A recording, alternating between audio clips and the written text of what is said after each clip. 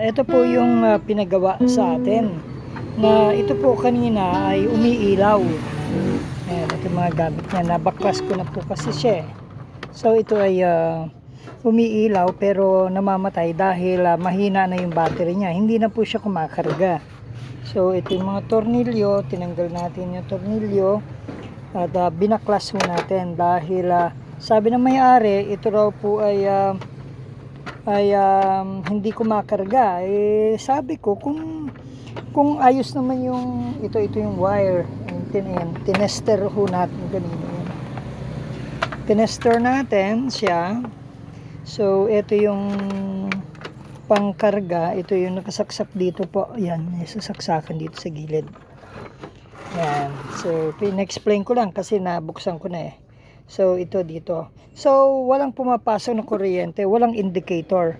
Nung ito po ay may ilaw pa kanina nung testingin ko, merong konting laman yung baterya niya. Nung testingin ko, walang indicator, hindi umiilaw dito. Yun sa may-ari na ito ay nagkakarga, na charging.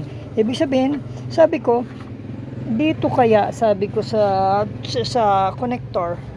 Dito kaya sabi ko sa connector, baka dito sa connector. Tinesting naman daw niya ito sa rice cooker, okay naman. Kaya nga lang, pag ginamit na niya dito, ayaw naman gumana nito. So, ibig sabihin may problema, hindi nag-iilaw na nagcha-charge siya.